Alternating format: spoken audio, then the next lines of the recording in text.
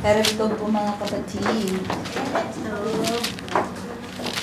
Um, Tayo po ay magpapatuloy sa atin pong pag-aaral. Kayo po ay makipagbukas sa akin mga kapatid sa libro po ng Marcos chapter 8 verses nasa 14 na tayo hanggang 21 tayo. Basahin po natin. Nakalimutan ng mga alagad na magdala ng tinapay. Iisa lang ang kanilang tinapay sa bangka. Sinabi ni Jesus sa kanila, mag-ingat kayo sa pampalsang kinakalat ng mga Pariseo at ni Herodes. Sabi nila sa isa't isa, wala kasi tayong dalang tinapay, kaya sinabi niya yon. Dahil alam ni Jesus ang kanilang pinag-uusapan, sinabi niya sa kanila, bakit ninyo pinag-uusapan kayo'y walang dalang tinapay? Hindi pa ba kayo nakakaintindi? Hindi pa ba ito abot ng inyong isip? Wala pa ba kayong mata? Wala ba kayong mata? Bakit hindi kayo makakita? Wala ba kayong tenga? Bakit hindi kayo makarinig? Hindi ba ninyo naaalala ng paghati-hatiin ko ang 5 tinapay para sa 5,000 tao? Ilang kain ang napuno ninyo nang lumabis ang pagkain? 12 po, tugon nila. At nang paghati-hatiin ko ang 7 tinapay para sa 4,000 tao, ilang kain ang napuno ninyo? Tanong niya. 7 po, muli nilang sagot. At hindi pa rin ba ninyo nauunawaan? Tanong nito. Let us pray. Lord Jesus, we thank you for your word tonight. We come to you humbly, Panginoon, sa gabi po na ito na humihingi ng tulong, Panginoon, sa inyo. Humihingi ng inyo pong grasya at habag, Panginoon, sa pamamagitan po ng aming pong pag-aaral, nawa, Banal na Espiritu, ipaunawa mo ng lubos sa amin. May we grasp, Panginoon, the truth of your word tonight, and we may apply it in our lives, Panginoon. At daw ang aming pong mga pananampalataya ay mapatibay, Panginoon, ng aming pong pag-aari sa gabi nito. At ma-encourage, Panginoon, na magpatuloy, na maglingkod at piliin, Panginoon, ang nais po ninyo. Maraming salamat, Panginoon, sa presensya ng bawat isa. Ito po ang aming dalangin sa matamis na pangalan ni Jesus. Amen. So, in this passage, mga kapatid, sinabi ng Lord that beware, di ba, doon sa mga pampaalsa. Makikita din natin dito to understand the provision ng Lord sa kanila. And even Jesus warns the disciples about the leaven, yung pampaalsa na ginagamit ng mga Pariseo at nitong si Herodes. At nakita din natin, nabasa natin na na-occupy yung focus po ng mga disciple sa kawalan, di ba, ng tinapay. Wala kasi tayong tinapay. Kaya yung sinabi yung bagay na. So, their focus was not the spiritual implication na sinasabi po ng Panginoon, but they are focusing on doon sa nakikita ng mata, na occupy sila doon sa kawalan ng tinapay na kanila pong dala. Probably hindi kasya sa kanila kasi isa lang yung kanila pong dalang tinapay. Kahit na isang matsa, di ba? Hindi naman yun sasapat sa isang taong. Tayo nga nakakadala. Sino yung mga nakakadalawa? Di ba?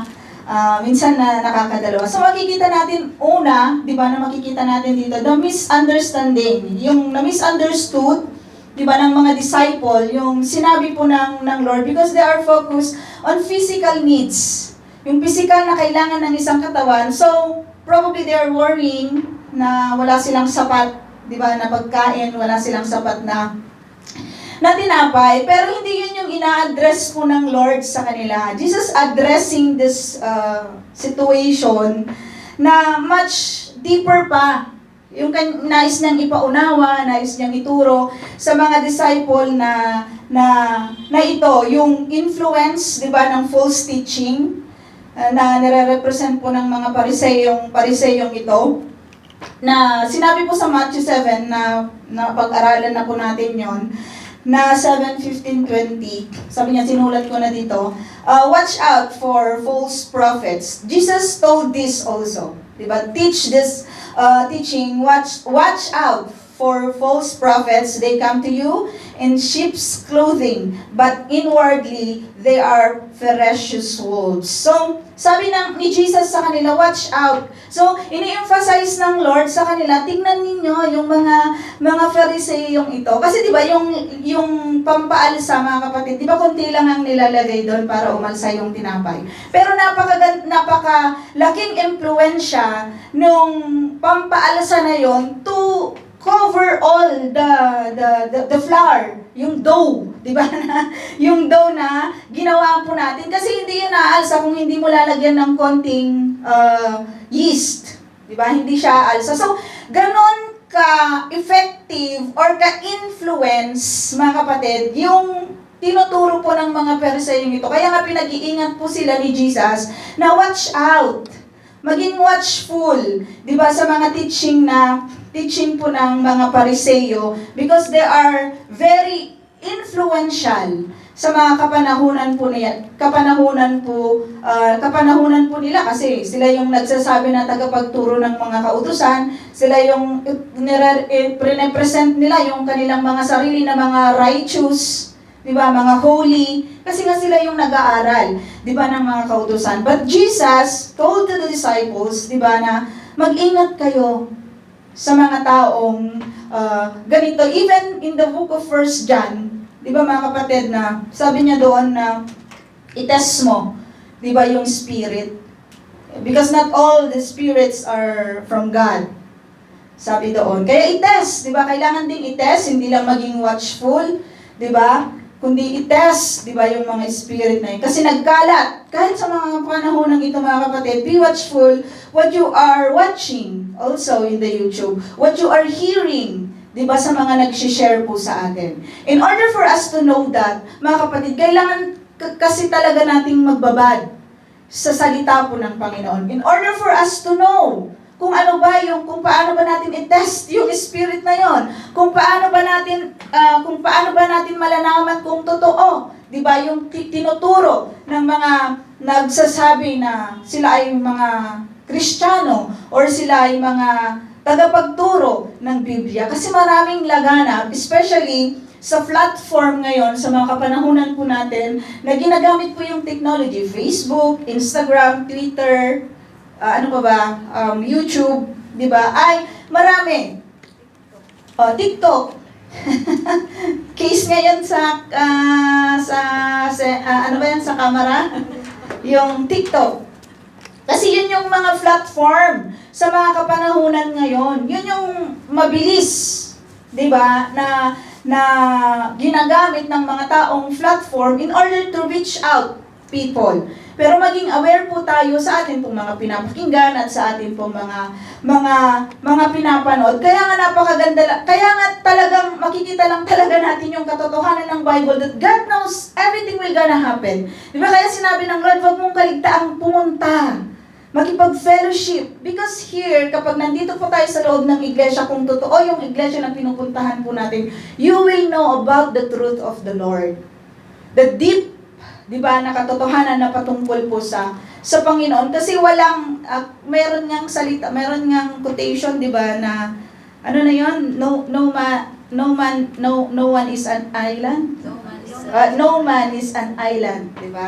So, no man is an island. Kaya nga, nandito tayo, di ba, in unity na nakikinig at nag-aaral ng salita po ng Lord. At sabi po sa 2 Peter chapter 3 verse 17, sabi niya doon, therefore, dear friends, since you have been forewarned, be on your guard so that you may not be carried away by the error of the lawless and fall from your secure position. Napakaganda yung sinabi po ni Peter, mga kapatid, kasi kung bakit binibigyan ng babala ni Jesus, di ba, yung mga disciple po na ito, mga kapatid, they are already secure Kasama pa nila ang Panginoon sa mga kapanahunan po na iyon. Pero alam natin, di ba, natatalikod po sila. And the good news is, isa dito si Peter, na nagsulat ng 2 Peter, mga kapatid, is that, sabi niya, Dear friends, sabi niya kasi na-experience ito ni Peter. Sabi niya, dear friends, since you have forewarned, di ba, na warningan na tayo, nalaman na natin ang katotohanan patungkol po sa Panginoon, be on your guard. Let us guard ourselves, mga kapatid, so that you may not be carried away by the error of lawless and fall. Alam niyo yun, mga kapatid, because if we are not guarding ourselves, mga kapatid, we might fall. Alam niyo yung sinabi dito, secure position. The good news to those believers, we have the secure position, mga kapatid, na ibinigay po sa atin ng Lord. Nung tinanggap po natin ng Lord, meron na tayong secured. We are already secured. Our life is already secured na ibinigay po sa atin ng Lord to everlasting. Diba? Everlasting life. Yun ang ibinigay po sa atin ng Lord. At secure na yun. At wag nating hayaan, diba, na ma-fall tayo. Because it's so dangerous, sabi ng Hebrews, to fall in the hands of God. So, be always, diba, always on our guard para hindi po tayo makurap, diba, ng mga sinasabi po dito ni Jesus na false teaching na tinuturo ng mga Pariseo po na ito. What else? Yung mga worldly, di ba, na pag-iisip, yung mga worldly concern na abala yung mga tao sa mga kapanahunan po na ito. Karamihan sa atin ay sometimes we focus, di ba, because we are worried. We worried, di ba, sa mga maaring mangyari sa buhay po na ito. And sometimes, our focus ay mga nasa temporary, di ba, na mga bagay-bagay. At sabi po ni Peter, again, I urge you, sabi niya, sojourners and exiles, to abstain from the passion of the flesh, which wage war against your soul. So, itong katawang ito, mga kapatid, marami kasi siyang gusto, di ba? Maraming gusto ang katawan na ito. So Jesus is, hindi ibig sabihin, mga kapatid, na wag na tayong magtrabaho kasi gusto nating maging maayos yung ating buhay. Wala namang sinasabing ganon, mga kapatid. But we focus, yun yung priority natin, higit sa lahat, doon na nakafocus yung ating buhay, yung ating atensyon, yung ating oras, instead na yung focus sana na number one na focus natin is to obey this God and it's to follow, diba, yung nais po ng Lord. First thing foremost sa atin pong mga buhay. At ito po yung sinasabi ni Jesus. Gustong ipaunawa ni Jesus, diba, sa kanyang pong mga disciple. At sa mga kapanahunan po na yon, hindi pa nila nakikita, diba? Hindi nila nauunawaan yung mga bagay po na ito. At hindi siya, kasi sabi naman ng Lord, di ba, I can do all things. Mahirap siya, mga kapatid, hindi siya madaling gawin. Pero sabi ni Jesus, He promises that I can do all things through Christ, di ba, na magpapalakas po sa atin. Kaya na, mga kapatid, ano man yung wini-wage, di ba, ng katawang lupa na ito, na maghihinder sa atin, di ba, na i-focus yung ating atensyon doon sa nais po ng Lord sa atin. Manalangin po tayo sa Lord at sabihin, di ba, na bigyan tayo ng kalakasan to overcome, di ba, yung mga bagay po na yon. At sinabi sa Ephesians, di ba, in order to win the battle, in order to yung tawag dito, magtagumpay tayo doon sa mga bagay na wini-wage ng mundo sa atin. Kasi habang nandito tayo sa mundo, mga kapatid, there will always Herodes, there will always, which is worldly things na nag-wage sa atin, there will always be false teaching na gusto tayong ikurap sa mga kapanahunan po na ito. And God told, di ba, Paul told to the Ephesians to put on the full armor, di ba, ng Panginoon, yung belt ng belt, saan na yun sa Ephesians? Tingnan nga natin yun, mga kapatid. Saan na yun, Pastora? Ephesians 6. Ephesians 6 verse 10. Yung belt of truth, sabi doon, breastplate.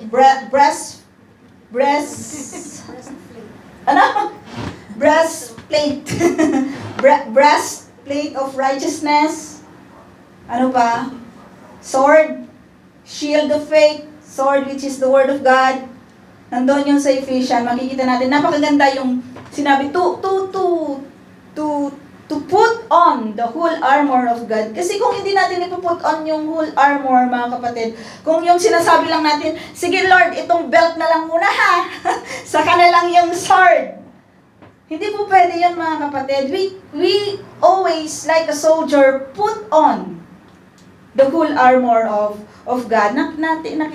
Asa na? Ephesians 6. Ay, dito na lang sa Bible ko. May Bible pala ako dito. Ayan. Ephesians 6. Tignan lang natin yung sinabi po ni Paul doon sa mga 6:10. Ayan. Ito, sa 11 na tayo. Suot ninyo ang buong kasuotang pandigma na kaloob ng Diyos upang mapaglabanan ninyo ang mga pakana ng dyablo sapagkat hindi tayo nakikipaglaban sa mga tao kundi sa mga pinuno sa mga may kapangyarihan, sa mga tagapamahala ng kadilimang umiiral sa sanlibutan ito, sa mga hukbong espiritual ng kasamaan sa himpapawid. Kaya gamitin ninyo ang kasuotang pandigma na mula sa Diyos. Sa gayon, makakatagal kayo sa pakikipaglaban pagdating ng araw na sumalakay ang masama upang pagkatapos ng labanan ay matatag pa rin kayong nakatayo. Kaya't maging handa kayo, eto na, ibigkis sa inyong baywang ang sinturon ng katotohanan. Isuot sa dibdib ang baluti ng katuwiran. Isuot ninyo ang sapatos ng pagiging handa. Ito pa pala, sapatos pa pala. Pagiging handa sa pangangaral ng magandang balita ng kapayapaan. Lagi ninyong gawing panangga. Yung shield na sinasabi natin kanina, pananampalataya na siyang papatay sa lahat ng nagliliyab na palaso ng Diablo. Isuot ninyo ang helmet, also the helmet ng ligtasan at gamitin ang tabak ng Espiritu na walang iba kundi ang salita ng Diyos. And then, manalangin kayo sa lahat ng pagkakataon. Sabi, and then later on, yun yung mga gagawin natin na mga nagsasabi na mga mananampalataya, mga kapatid. Jesus, na misunderstood, di ba, ng mga disciple, yung gustong i-emphasize ng Lord sa kanila. And ang gustong sabihin, 'di ba, ng Lord sa kanila ay huwag kayong mag-focus, 'di ba, doon sa mga bagay, 'di ba, na temporaryo, kundi doon mag-ingat kayo sa mga katulad ng mga Fariseo, and even like yung kay Herodes na nire-represent, 'di ba, yung worldly things and even compromise, 'di ba, sa mundo po na ito. So we can put this whole armor, mga kapatid, upang sa ganon mapaglabanan natin, 'di ba, yung mga yung mga influence na nag-influenza. Influenza din kasi mga sakit din natatama din sa atin. So there's a lot of distraction na magdi-distract, 'di ba, sa atin, especially doon sa minsan mga temporary lang naman, 'di ba, na mga bagay. At ang ini-emphasize po ng Lord ay focus, 'di ba, doon sa makalangit, 'di ba, na mga bagay. Mag-focus po tayo doon, mga kapatid. To know, 'di ba, yung nais po ng Lord sa atin pong mga buhay. Wag nating konsumihin yung atin pong mga sarili, 'di ba, doon sa mga material na bagay dito po sa mundo, kasi mawawala rin lang naman ang mga bagay po na iyon. Wag nating i-focus yung ating mga sarili. Hindi ko sinasabi na wag na tayong magtrabaho, mga kapatid. Hindi ko sinasabi na hayaan na lang natin yung ating mga pamilya. Hindi, mga kapatid, but don't focus. 'Di ba? Wag nating kalilimutan na higit na lahat na unahin natin sa ating pong mga buhay ay ang Panginoon. Unahin natin siya. At siya ang magtuturo sa atin kung ano ang dapat nating gawin sa ating trabaho, sa ating pamilya, 'di ba, sa ating mga kaibigan, sa ating buhay araw-araw, mga kapatid. Siya yung magtuturo po sa atin because the Bible is not silent, 'di ba, sa mga bagay po na 'yan. Tinuturuan po tayo ng salita po ng Lord kung kahit ngayong pananalita, 'di ba, tinuturo din sa atin ng Lord. Diba? Communication, tinuturo po yan ng Bible. Paggalaw, pananamit, tinuturo po yan lahat. Lahat ay tinuturo ng salita po ng Lord. Kaya nga, huwag tayong mangamba, huwag tayong mabahala, mga kapatid, because God knows yung ating pong mga pangangailangan. Because the disciples are focusing yung kanila pong mga sarili doon sa kawalan ng tinapay na dala nila. But God knows, di ba? Alam na, sabi ng Lord siguro, alam, katatapos lang yung 5,000 and 4,000 miracles, di ba, na pinakain po ng Lord, na nagginawa po ng, nakita, di ba, ng mga disciple po na ito.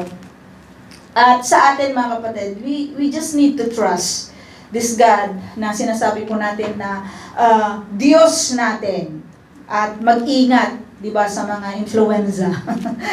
Influensya, di ba? And ng false teaching na katulad po ng mga Fariseo, and the worldliness and compromises, di ba, ng mga bagay-bagay. Kasi ito ang nagwi-weaken ng pananampalataya natin. Yung pagkikikompromiso, yung pag-focus mo sa mga worldly things, yung pakikinig mo, di ba, ng mga kung ano-anong mga katuruan, mag-weaken yon sa atin pong pananampalataya, mga kapatid. At stay rooted in the Word of God. That's the best thing, mga kapatid, na gawin po natin. Mag-stay lang tayo doon sa salita po ng Lord. At sabi po sa Titus 2, tingnan natin. Pangunahan nga tayo, ate. Titus 2, 11 to 13. Sabi niya dito, sapagkat nahayag na ang kagandahang loob ng Diyos na nagdudulot ng kaligtasan sa lahat ng tao. Ito ang nagtuturo sa atin na talikuran ang makamundong pamumuhay at damdaming makalaman. Mamuhay tayo sa daigdig na ito ng may pagpipigil sa sarili, matuwid at karapat-dapat sa Diyos habang hinihintay natin ang pinagpalang araw na ating inaasahan. Ito ang araw na mahahayag ang kaluwalhatian ng ating dakilang Diyos at tagapagligtas na si Jesucristo. While we are waiting for the second coming of the Lord Jesus Christ, mga kapatid, binigay po sa atin kung ano po yung mga dapat natin gawin. Hindi po sinabi sa atin that let's enjoy the worldly things. Pigilan, di ba, yung ating mga sarili. Mamuhay ng karapat-dapat, di ba, sa paningin po ng Diyos. Iwasan, abstain, yung mga makamundong pamumuhay. Di ba? Kasi sometimes, di ba, nakakatempt, di ba? Sometimes, the world is tempting us. Pero sabi ng Lord, di ba, habang tayo po naghihintay, pigilan natin yung ating sarili. Maging matatag, i-guard natin yung ating pong mga sarili. At nakita natin on how the Lord Jesus rebuked the disciples for the lack of faith, di ba, and the spiritual perception sa kanila pong mga pinagsasabi. Despite na nakita nila yung miracles, di ba, ng 5,000, na finid po ng Lord, 4,000, ilan ba ang natira? Sabi na 12 and 7, sabi po nila. But by then, sabi nila, na sinabi niya yun kasi walang tinapay. Hindi ba nila nauunawa na kahit wala silang dalang tinapay, ay kayang i-provide, di ba, ng Lord yung mga bagay po na iyon. Kayang i-multiply. Yung isang dala nila na tinapay, kayang i-multiply yun ng Lord at labis-labis pa. Kaya nga tinanong ni Jesus sa kanila, ilan yung natira? 12 po. Ilan yung natira doon sa 4,000? 7 po. Kasi Jesus wanted to emphasize that I can multiply and it is sufficient. Sobra pa yung kayang ibigay po ng Lord. Kaya lagi-laging sinasabi ng Lord, makinig yung may pandinig. Lagi-laging sinasabi yun ng Lord, di ba? Makinig yung may pandinig. Kung napapakinggan kasi natin, mga kapatid, yung salita ng Lord, we are so blessed at napapakinggan natin. Kaya sinabi ng Lord, makinig yung mga may pandinig. At nai-reveal sa punto po na ito, yung spiritual dullness lang talaga, mga kapatid, ng mga disciples. Nakakalungkot man, di ba? Pero they are not yet rooted Sa tagal ng panahon na kasama na po nila ang Lord, araw-araw, di ba, na tinuturuan sila ng Lord, araw-araw na nakikita nila yung miracles na ginagawa po ni Jesus. Katatapos lang yung miracles. And but by then, di ba mga kapatid, ay parang wala lang. Di ba, parang walang nangyari, parang nakalimutan na kaagad nila yung kayang gawin ng Diyos.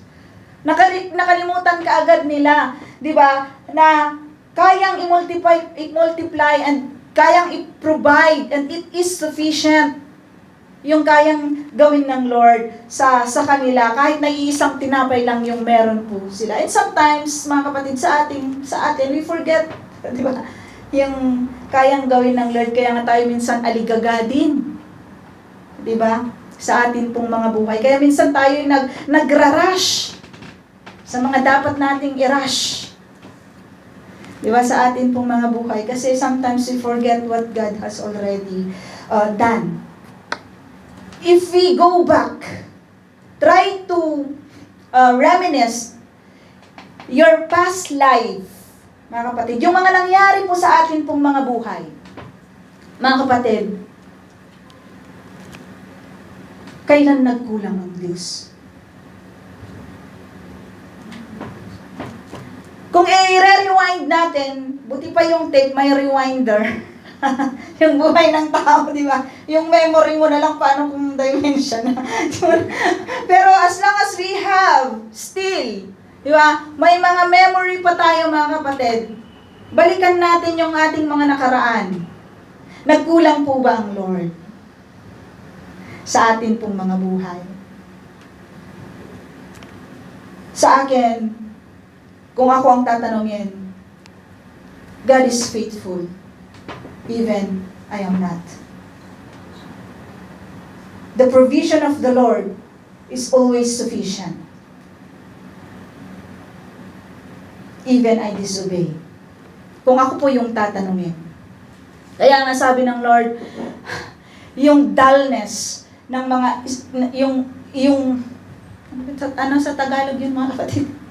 Yung parang hindi pa rin nagiging matalas. 'Di ba? Yung spiritual na buhay, wala pa ding parang katatapos lang, 'di ba? Yung miracles ng ginawa ng Lord, parang hindi nila natutunan. 'Di ba? Parang yung faith nila wala pa rin. Kulang, hindi nila nakita, 'di ba? Yung gustong ipakita ng Lord po sa kanila. Kaya ibinahagi po sa atin, 'di ba, yung pangyayaring ito sa pangyayaring ito sa bangka. Nasa bangka na ba sila? Nagdala lang sila ng tinapay. Because a lot of people also, they just wanted to hear. 'Di ba? Pero hindi nakikita doon sa kanila pong mga buhay. Marami sa mga nagsasabing mananampalataya na naniniwala kami sa Diyos, naniniwala kami na ang Panginoong Jesucristo ay aming tagapagligtas. Pero if you look into their lives, mga kapatid, it seems that they are not a Christian. It seems that they didn't receive, di ba, the Lord Jesus Christ. At yun po yung nakakalungkot, mga kapatid. Hindi ko sinasabi na perfect ang isang mananampalataya, mga kapatid, but there should be a change ng tao na binago po ng Diyos. Kaya ang question ng Lord sa kanila, you might want to question sa atin pong mga sarili. Hindi pa kayo nakakaintindi? Diba? Hindi nyo pa ba naiintindihan? Sabi ng Lord, hindi pa ba ito abot ng inyong isip? Diba? Hindi pa ba ito abot ng kanilang pag-iisip? Yung miracles na nakita nila ng kanilang mga bata, they are so blessed kasi nakasama nila ang Panginoon, nakita nila. But we are also blessed na hindi nakakita at naniwala, sabi ng Bible sa atin. Di ba ninyo yun arok ng inyong pag-iisip? Di ba kung titignan natin, mag-aaral tayo ng salita ng Lord, mga kapatid. Di ba wala namang mahirap. Pero yung tayo lang talaga, itong kurap lang talaga na katawan na ito ang nagpapahirap, di ba? Sa pag-obey po sa Panginoon. Wala ba kayong mga mata? Sabi hindi niyo ba nakita? Yung ginawa ko na miracle. Sabi ng Lord sa kanila, bakit hindi niyo makita? Di ba? Bakit hindi niyo maunawaan? Bakit wala ba kayong pandinig? Bakit hindi kayo makarinig? Kaya nga sinabi ko kanina, God is always telling, kinig yung mga may pandinig. Lagi-laging sinasabi po yan ng Lord. At gusto ding Jesus remind the lesson from the past miracles. Ni-remind sila, di ba, ng Lord, hindi pa ba ninyo nakita, hindi pa ninyo kayang intindihin, hindi pa ba ninyo kayang, malapit na yung kanyang, pag-alis. Kaya, talagang puspos yung pagtuturo, hindi sinayang ng Lord, walang sinayang ang Lord nung nandito siya sa lupa, mga kapatid. Pero marami tayong sinasayang na oras at panahon sa atin pong mga buhay.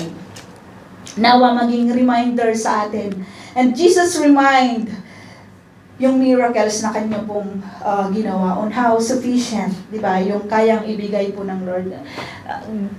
Jesus provided, di ba? Sa mga kapanahunan na yon, still na siya po yung magpro-provide.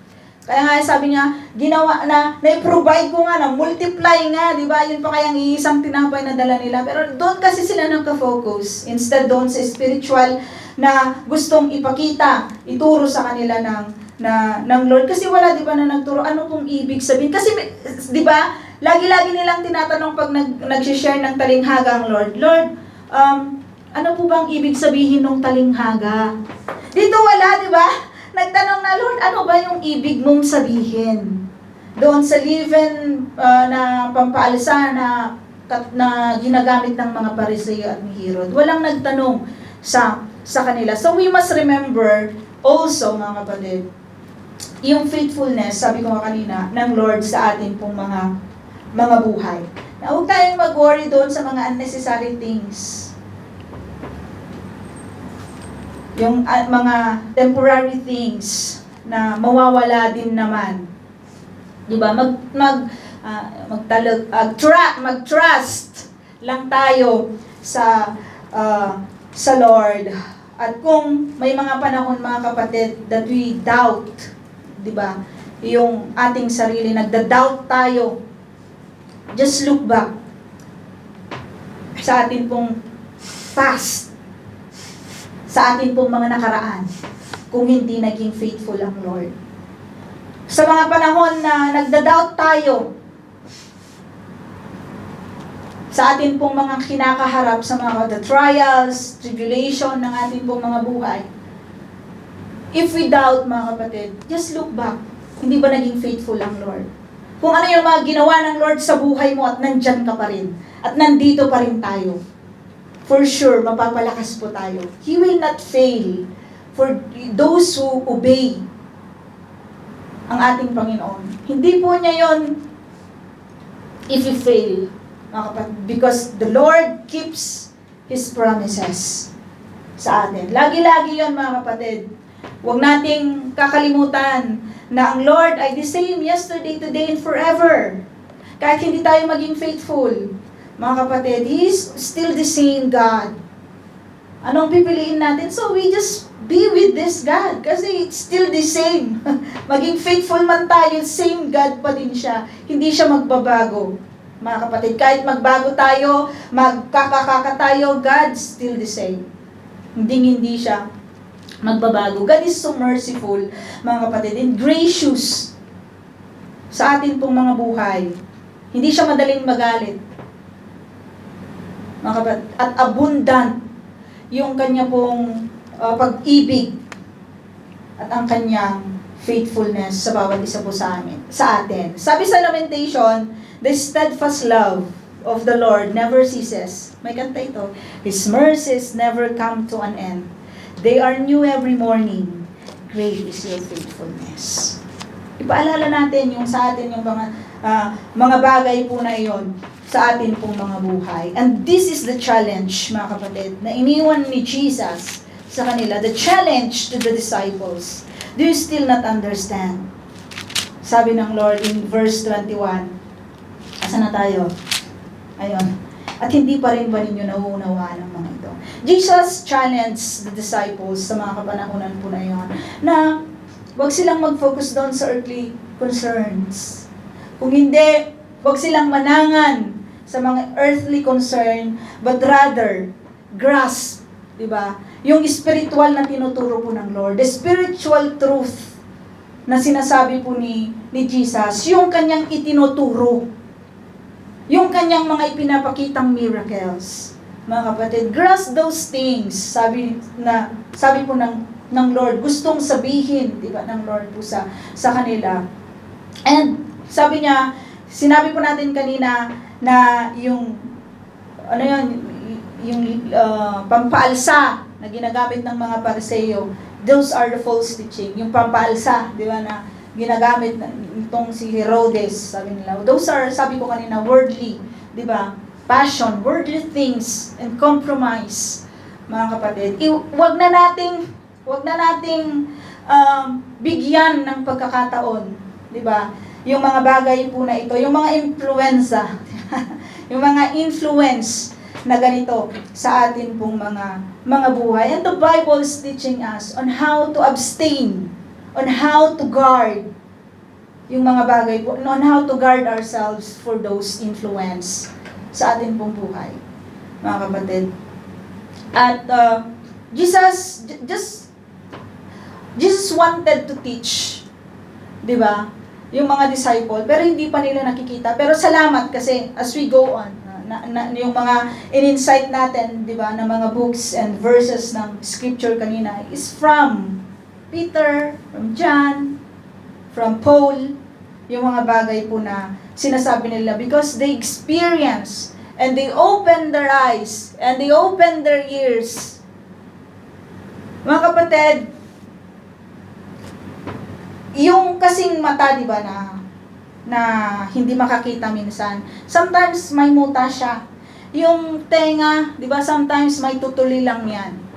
Ang kailangan lang natin gawin, linisan, di ba, para makapakinig. Linisan mo yung mata mo para, di ba, makita mo ng maayos.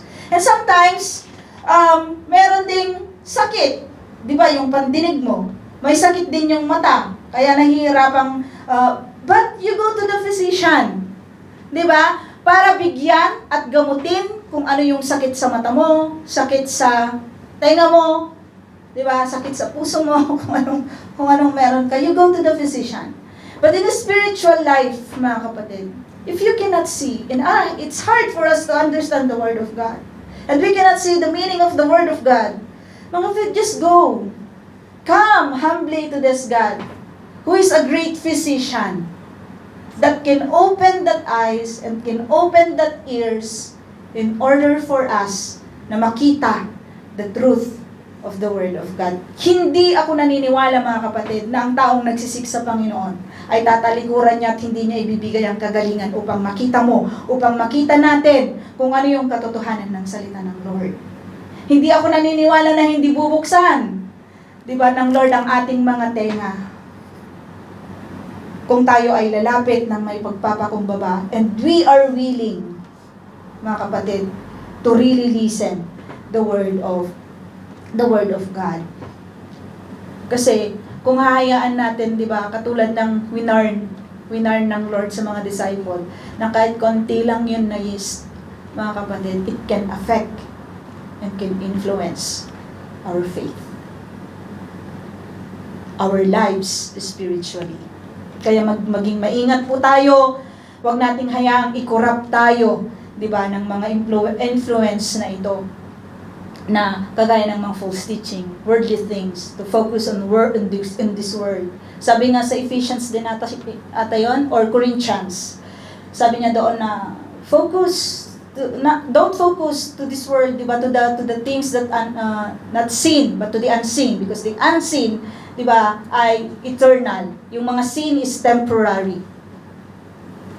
Kaya nga, mga kapatid, maging encouragement nawa sa atin na ipanalangin natin sa Lord, pray for eyes, di ba, na that can see the truth of the Lord. Pray for the heart that can understand, di ba, yung salita po ng ng Lord. Walang mahirap sa Lord, mga kapatid, kung willing tayo na at nagpapakumbaba. So, tonight, mga kapatid, this is the challenge to each and every one, mga kapatid. Are we focusing on this world, on the temporary things that this world giving to us? Are we focusing to the problems na temporaryo lang naman? Yung mga trials na mga temporary. Diba kay Job? It's only temporary na nangyari po sa kanya.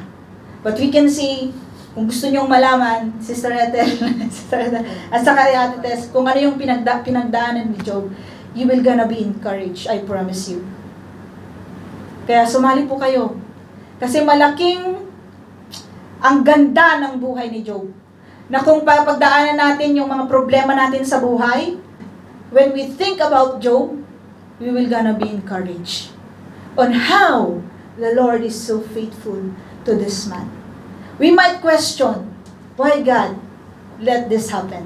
But we can learn from the book of Job, mga kapatid, on how the Lord is moving, even in the midst that we don't understand why it's happening. At let us not trust, di ba? Let us not trust this world. Let us trust, di ba, yung Lord na meron po tayo. Let us trust in God's provision. Let us remain, di ba, na ano yan, yung maging aware sa lahat, di ba, ng nangyayari na gustong i-corrupt. Kasi lagi-lagi natin ipapaalala, when we started, or you want to really obey the Lord, hindi natin akalain na walang mangyayari sa atin, because Satan is there, like a roaring lion, na gusto kang lapain. Ayaw ni Satan yon. Kaya mga kapatid, maging vigilant tayo lagi sa atin pong paglakad against sa influence ng mundo po na ito. At higit sa lahat, lumago tayo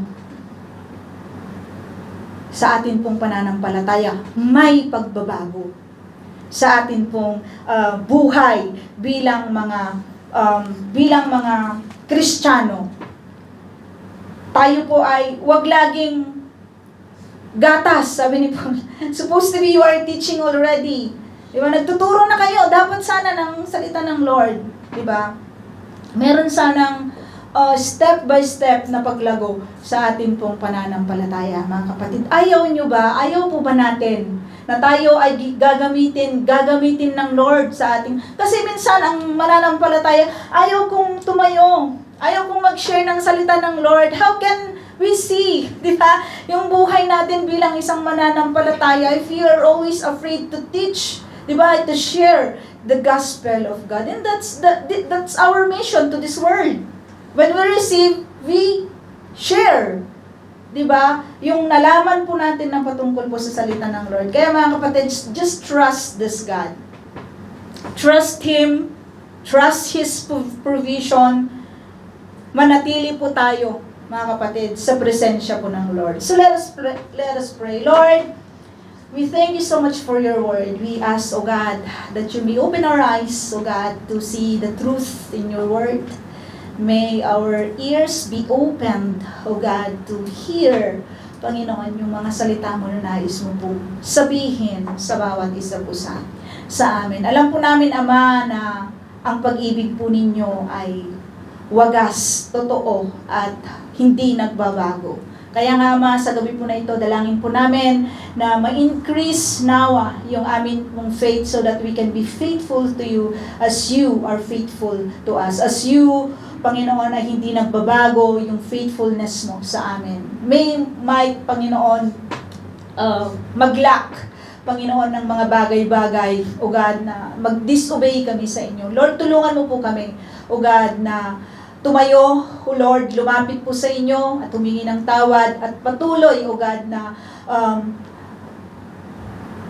mag-grow sa amin pong mga pananampalataya. Dalangin namin, Ama, na kayo po yung manguna, nawang banal na Espiritu ang sumakop po sa amin, magturo po sa amin, Panginoon, sa mga panahon na nag-aaral po kami ng inyong pong mga salita. Tulungan niyo po kami, O God, na makasunod sa nais po ninyo. May we each and every one, Panginoon, ay ma-empower ng banal na Espiritu, Panginoon, at tunay na maglingkod po sa inyo ng may katotohanan. Maraming mga bagay, Panginoon, na kagaya ng mga false teaching, maraming mga bagay na gusto po kaming ikurap, Panginoon, pero sabi po ninyo, O God, na walang sino man, Panginoon, na po pwede, Panginoon, na makaagaw po sa amin, sa inyo, O Lord, kung nasa inyo po kaming presensya, O God. Kaya nga, Ama, palakasin mo ang amin pong pananampalataya at anuman po yung mga pinagdadaanan ng bawat isa, Panginoon, sa aming lahat ay nawa kayo ang magbigay sa amin ng kalakasan. Lord, maraming salamat. Ito po ang aming dalangin sa matamis na pangalan ni Jesus. Amen.